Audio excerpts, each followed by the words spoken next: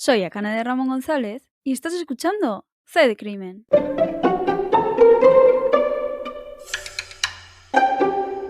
En el episodio de hoy vamos a hablar de María Teresa Fernández, una joven de 18 años de Motril que era muy alegre, muy abierta, siempre se estaba riendo y por desgracia el 18 de agosto del 2000 no se la volvió a ver. Este día, como otros muchos días de verano, de fiesta y de ferias, María Teresa pidió a su padre, a Antonio, que la bajara hasta la parada del bus. De allí cogería el bus hasta la playa, donde se juntaría con un amigo y también con su pareja para ir hasta el recinto ferial, ya que allí había un concierto de Café Quijano al que quería ir. De allí la idea era ver el concierto tranquilamente y volverse con su hermana mayor a casa, llamando al padre para que las volvieran a recoger de allí. Lo que se sabe de María Teresa es que sobre las 9:20, 9:30 de la noche, marchó con su padre en coche hasta la parada de bus. Allí se despidió de su padre y también le aseguró al padre que llevaba consigo dinero, que llevaría unas 3.000, 3.500 pesetas y que le daba de sobra para la noche y para cualquier cosa que le pasara. Se despidió normal, sin ningún comportamiento inusual en ella. El padre se marchó y sobre las 9:40 se sabe que María Teresa estaba llamando por teléfono y hablando con alguien. No se sabe quién era, pero sí que podemos asegurar que a esa hora María Teresa seguía cerca de la parada del autobús. Esto se debe a que justo en esa zona unos amigos subían en coche desde la playa y vieron a María Teresa hablando por teléfono. Estos amigos que la vieron y se fijaron en ella fueron los últimos que la vieron con vida y que la vieron en general. Según lo acordado, como ya os he comentado, la hermana mayor de María Teresa comienza a buscar a esta por el recinto ferial una vez acabado el concierto. Sin embargo, es incapaz de dar con ella. En principio, pues tendría que acabar a las 12 y sobre esa hora la comienza a buscar y no la encuentra. Es en ese momento cuando llama a sus padres para ver si, pueden dar con ella o si quizá ha vuelto a casa, qué ha pasado, si saben algo. Los padres pues no saben nada, lo último que saben es que la dejaron en la parada de bus y que en principio sí que iría a la feria y que estaría allí y se reuniría con la hermana después del concierto. Pero no era el caso. En este momento todavía no cunde demasiado el pánico y deciden que la hermana siga buscando por la zona. Mientras los padres llaman a los amigos y personas cercanas de María Teresa por si supieran algo. Les cuesta dar un poco con esa gente, pero les van llamando y ninguno sabe nada. A la 1 de la madrugada, la hermana de María Teresa vuelve a llamar a los padres y dice que nadie la ha visto, que por ahí no está y que algo le ha tenido que pasar. En ese momento los padres de María Teresa realmente se preocupan. Están recibiendo negativas por todas partes, nadie la ha visto, nadie sabe nada. Se acercan a las personas de seguridad de las casetas y les preguntan si han visto a una chica que coincida con sus características y nadie la ha visto. Visto que ya les quedan poco o ningún recurso del que tirar, deciden ir a la Guardia Civil e interponer denuncia. Al principio, pues no les hacen mucho caso. María Teresa era una persona adulta, hacía muy poquitas horas que había desaparecido y pues creían que podía estar de fiesta, que podría haber ido a casa de algún amigo o incluso que se hubiera escapado voluntariamente. Es en ese momento cuando se pierden varias horas importantes y esenciales para un caso de desaparición, pero no se hace nada. Según va pasando el tiempo y los padres insisten en que María Teresa ha tenido que desaparecer, sí se moviliza casi todas las unidades policiales que se conocen.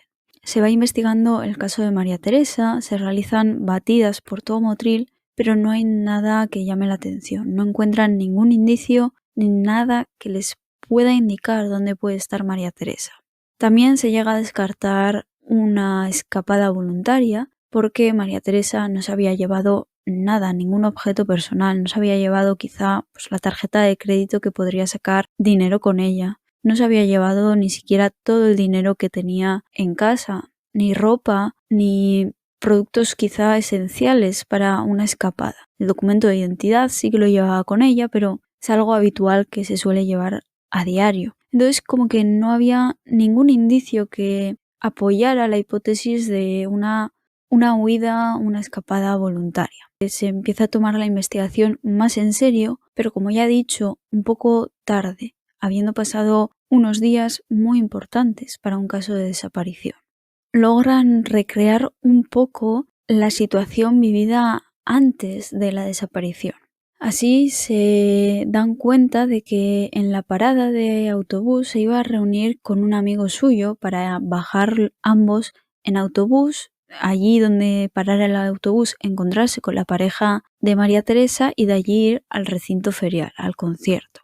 Pero descubren que este amigo no apareció en el lugar. También descubren que María Teresa manda un mensaje al novio. Este mensaje de texto enviado por María Teresa a su novio dice lo siguiente: puede que llegue tarde, pero voy. Espérame. Es un mensaje que en un principio podría indicar a la policía que se habría reunido con alguna persona antes de ir al autobús, que quizá hubiera visto algo que le habría llamado la atención y se habría despistado. No se sabe muy bien, pero creen que es algo bastante clave. Ese puede que llegue tarde, pero voy, tranquilo, espérame, es muy llamativo.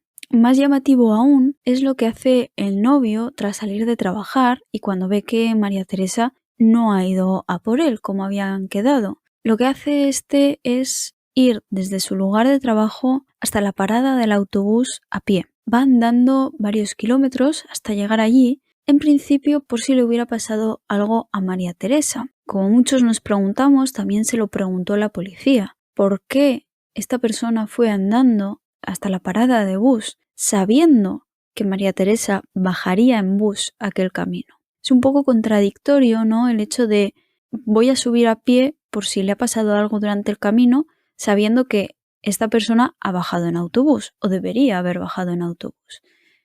Llama mucho la atención. También la pareja de María Teresa dice que cuando llegó a la estación de bus y activamente no vio nada extraño durante el camino, se acercó a una pequeña tienda para cambiar un billete y poder llamar a María Teresa, pero que en ese momento tampoco la cogió.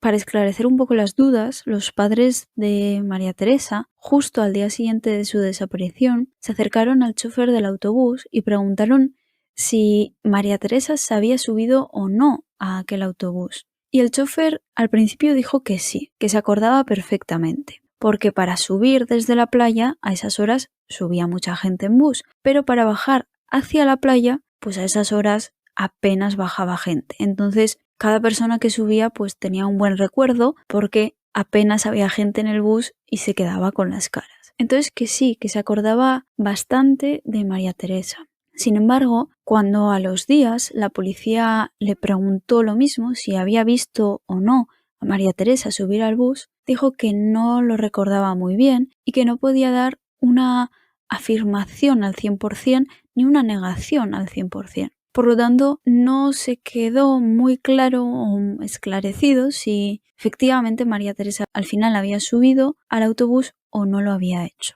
Es decir, el punto de la desaparición de María Teresa es una incógnita, porque si no se ha subido en el autobús, sabemos que ha desaparecido en la parada. Si se ha subido en el autobús, sabemos que posiblemente haya desaparecido en la playa, a donde se dirigía. Dos lugares muy diferentes y con características propias que podría haber llevado a una hipótesis u otra. Se siguió investigando e intentando hacer todo lo posible, pero sin ni siquiera tener claro el lugar donde María Teresa había desaparecido, no tener cámaras, no tener testigos de nada, era muy complicado encontrar algún hilo del que tirar.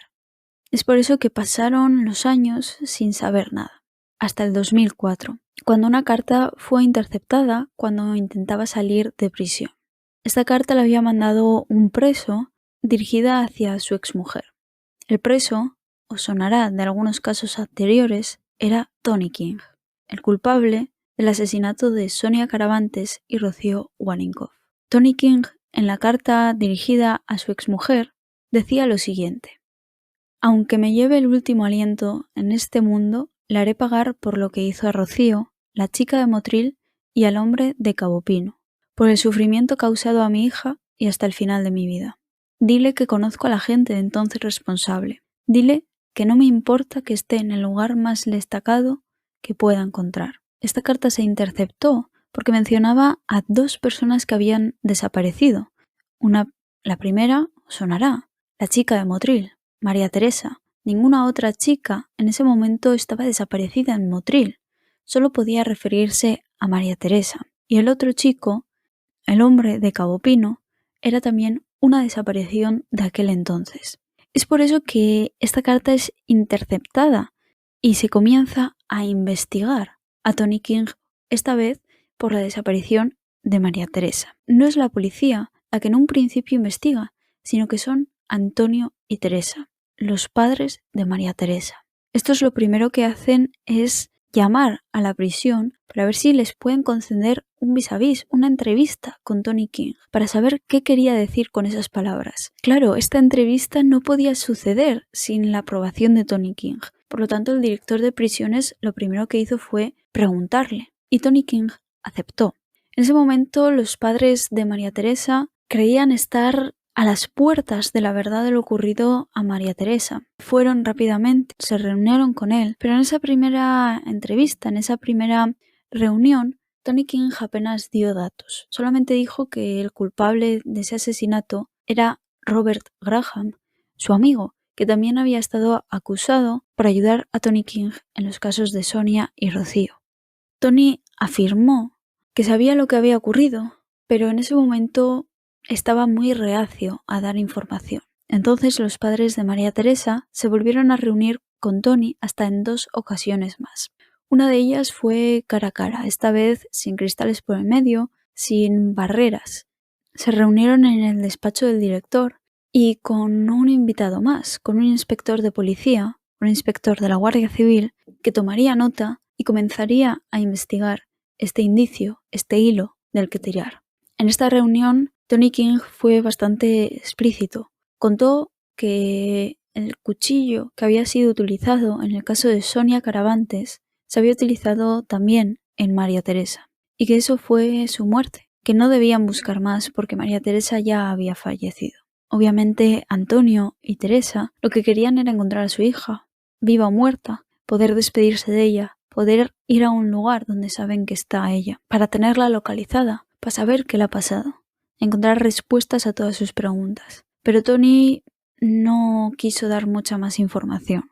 Cuando el inspector de policía supo toda esta historia y las afirmaciones que Tony expresaba, rápidamente decidió ponerlo a declarar ante un juez. Cuando Tony fue a declarar ante un juez, dijo lo siguiente.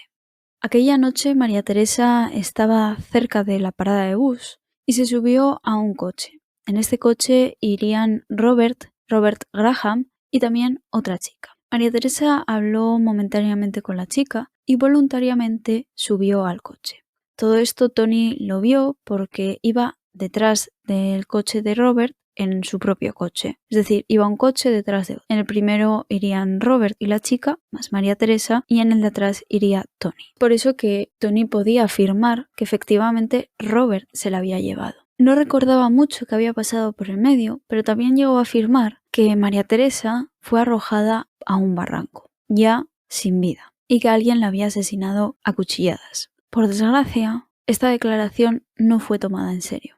El juez que tomó declaración a Tony indicó que este siempre estaba borracho, siempre estaba drogado cuando salía de fiesta, y aquel día pues no fue una excepción, y que entonces su declaración no valía, no era creíble. En ese estado de intoxicación no podía recordar, no podía formar coherencia en su relato. Es por eso que se desestimó, se invalidó esta vía de investigación y no se siguió investigando si Tony contaba la verdad o no. He de decir que Cecilia, la exmujer de Tony, que si recordáis fue la persona que delató a Tony por los 2 asesinatos de Rocío y Sonia, contó a Antonio y Teresa que aquel día Tony había hecho igual que en los 2 casos anteriores. Había llegado a casa y enseguida había echado a lavar toda la ropa que llevaba. Sin embargo, nada fue suficiente. El juez desestimó todo y dijo que no había que creerle. Obviamente los padres de María Teresa se cuestionan si realmente Tony decía la verdad, decía la mentira, qué pasaba, si era cierto o no era cierto. Pero por parte de la Guardia Civil y la policía dijeron que si el juez no lo creía cierto, ellos tampoco tenían mucho que hacer.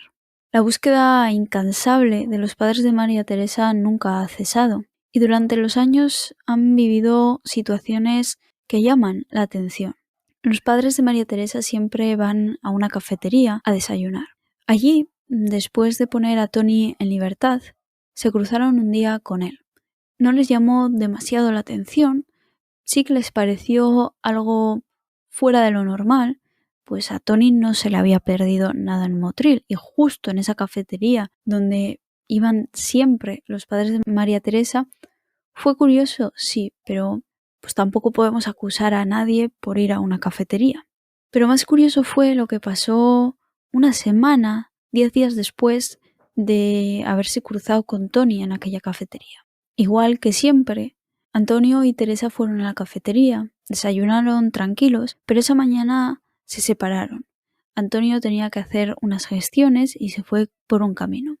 Teresa había quedado con su hija mayor y se fue con otro para encontrarse con ella. En ese camino había una calle muy estrecha en la que Teresa fue atacada. Fue atacada por la espalda mientras le daban golpes con un puño americano. Le hablaban y le decían que dejara de investigar, que si seguía buscando, ella sería la siguiente. Teresa cayó al suelo, casi haber sido ahogada, y lo único que pudo ver fueron unos pantalones y unas botas que parecían militares. Pero nada más, solo oyó la voz de él, era un hombre con acento extranjero. No sabía decir si era inglés o de otra nacionalidad, pero sabía que no era español. Cuando Teresa fue y declaró esto ante la Guardia Civil, enseguida se cerró todo Motril para ver si podían encontrar a quien había agredido a Teresa y le había dicho que dejara de buscar a su hija. No se encontró nada y fue otro suceso sin resolver.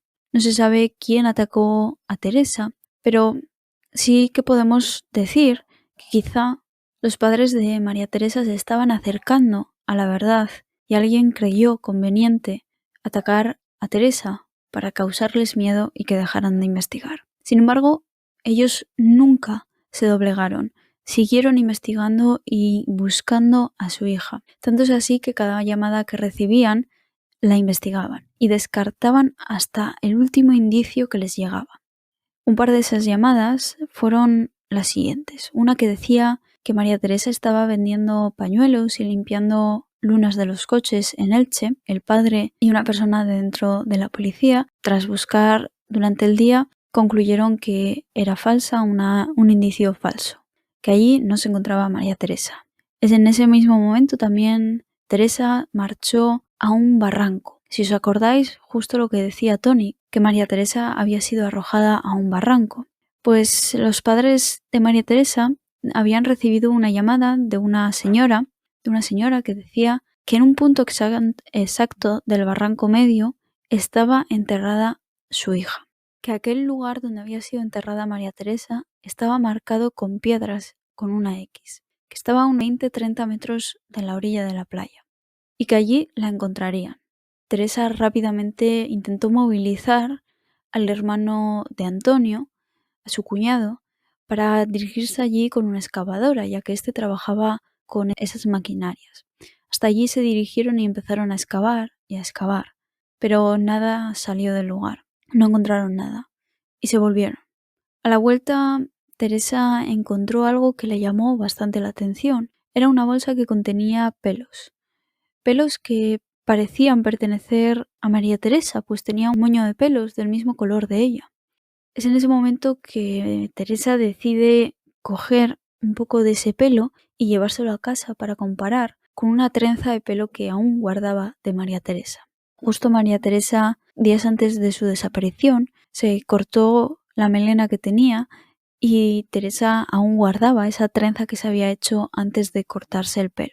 Cuando Teresa cogió el pelo encontrado en una bolsa de basura de camino a casa, era cerca de aquel barranco, y lo puso con la trenza que aún guardaba de su hija, vio que el pelo desaparecía, que, que no podía distinguir cuál era el pelo que había traído de aquella bolsa de basura y cuál era realmente el de su hija. Con esto fue a la policía a que lo investigaran. También les dirigió al lugar de donde sacaron todavía más pelo, y la esperanza de Teresa era que le pudieran decir si ese pelo pertenecía o no a su hija.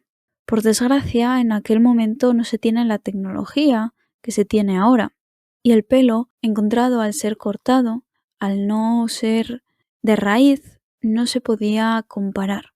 No podían sacar ADN para compararlo.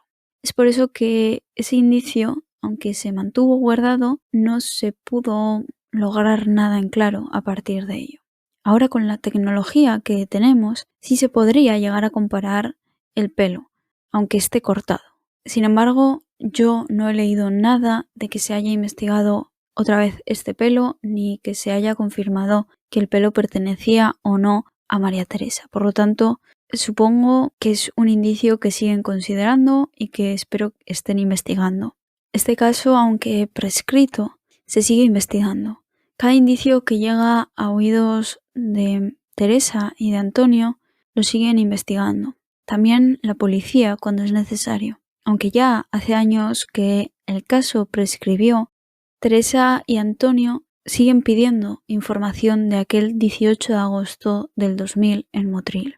A pesar de los años siguen teniendo las mismas preguntas y siguen buscando incansablemente a María Teresa.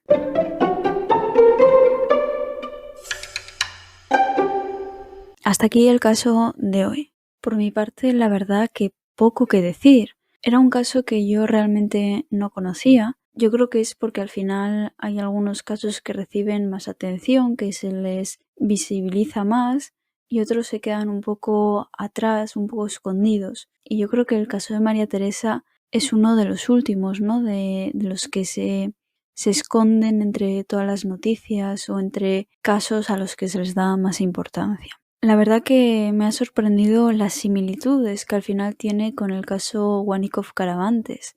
A mí me parece muy creíble la versión que da Tony King de los hechos. Quizá no sea como él lo dice, quizá realmente haya sido Tony y no Robert como él indica, pero yo creo que puede tener algo que ver él, porque al final, ¿por qué mencionaría a esas personas en una carta si realmente no tuviera nada que ver con los casos? Es un poco curioso. Y no solo eso, sino que si al final nos fijamos en las características de un caso y de otro, pues tienen muchísimas similitudes. Por ejemplo, todas venían de haber estado estudiando en Suiza o haber sido criadas allí. El caso de María Teresa es igual. Y no solo eso, sino que al final eran chicas jóvenes, sobre la misma edad, que iban a la feria o a alguna fiesta, y en los tres casos ocurría de noche. También ocurría como cerca de algún descampado o se las llevaba hasta allí. Entonces, como que puede tener muchas coincidencias, pero ya lo comentaba en algún caso anterior, tener coincidencias no significa tener indicios ni evidencias, que al final es lo realmente importante. Entonces sí que es un poco decepcionante al final no poder saber dónde está María Teresa, porque vemos tantas similitudes que es como, joder, pues cualquiera puede pensar, está claro, seguir investigando a Tony King, a Robert Graham, pero la verdad que tampoco se puede hacer mucho más. Es que aunque que ellos mismos dijeran, oye, pues sí, que hemos sido nosotros, no es suficiente para poder juzgarles. Ahora, obviamente no lo es porque es un caso que ha prescrito, no han pasado ya más de 20 años, por lo tanto, quien haya sido puede salir y decir que ha sido él, ella, porque al final no les va a ocurrir nada. Es un caso prescrito, que esto lo que quiere decir es que ya no hay una responsabilidad penal sobre el caso. Sí que hay una responsabilidad moral, que es por lo que la policía sigue investigando cada pista que los padres de María Teresa le hacen llegar, pero realmente no buscamos como tal un culpable porque no vamos a poder sentenciarle como tal. Es decir, podremos descubrir quién es y decir, vale, pues esta persona es la responsable de los hechos, es culpable de manera, no sabría cómo decirlo, civil, de manera aclaratoria para la ciudadanía, pero nunca llegaría a ser culpable para la justicia porque es un caso prescrito que ya no tiene responsabilidad penal y por lo tanto nunca esta persona iría a juicio por este caso. El caso que sí que da pena este caso porque al final hay tantas similitudes que dices, pues está bastante claro, pero como decía, al final, por mucho que ellos nos digan que son los culpables, no va a poder suceder nada. Como creo que ya he mencionado en algún otro caso anterior, sin cuerpo no hay caso, sin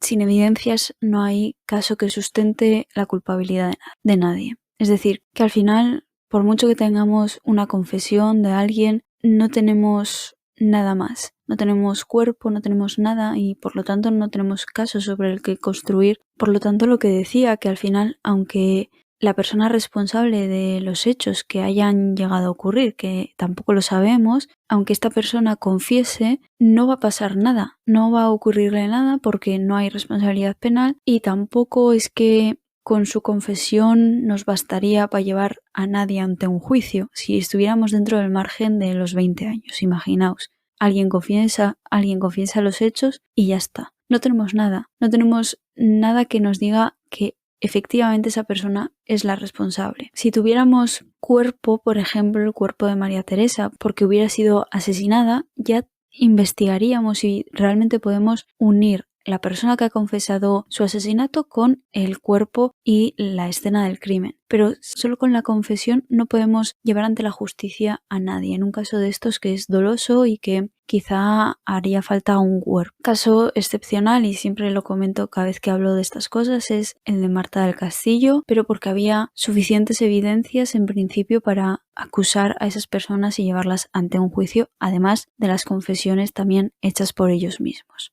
Pero ahí está la clave, que al final necesitamos evidencias. Y en el caso de María Teresa, por desgracia, no había nada. Es que ni siquiera teníamos cámaras, ni siquiera había cámaras en la zona, no había testigos que les pudieran indicar, pues mira, una persona de esta altura o un coche de este color, con estas características, no había nada. Entonces es muy triste porque al no haber nada, realmente, pues no podemos llegar a las respuestas que imagino que tanto ansía su familia. No sabemos dónde está María Teresa, no sabemos ni siquiera si está con vida o no. No sabemos lo que tuvo que pasar, quizá antes de fallecer. Y eso es realmente lo que duele de estos casos de desaparición, que no sabemos nada. Hay en algunos que podemos llegar a intuir, que se puede llegar a sospechar alguna vía, pero es que en el caso de María Teresa al final es como si hubiera desaparecido por completo. No sabemos nada. No hay ningún pequeño indicio que podamos decir, bueno, pues hay esta teoría.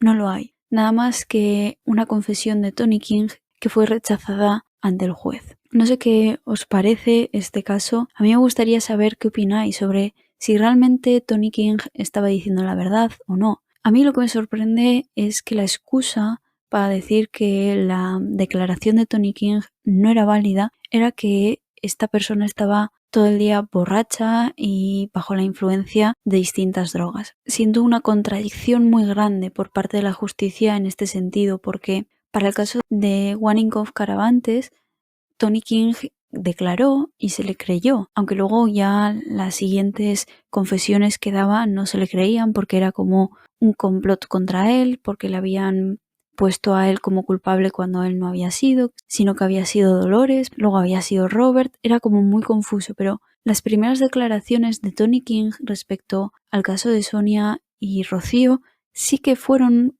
creídas y fueron creíbles y fueron presentadas en el juicio. Pero sin embargo, aquí cuando declara sobre el caso de María Teresa, dicen que no, porque como estaba borracho, pues no le podemos creer. Pero es que durante los asesinatos de Rocío y Sonia también estaba en esas condiciones, porque el mismo juez lo dice, que cuando ocurre este crimen, en principio él estaba borracho y no es creíble. Pues cuando ocurrían esos dos crímenes que tenemos las declaraciones y les habéis dado por válidas, también estaba borracho y bajo la influencia de las drogas. Es más, cometiendo el crimen estaba bajo esa influencia. Entonces, ¿qué pasa?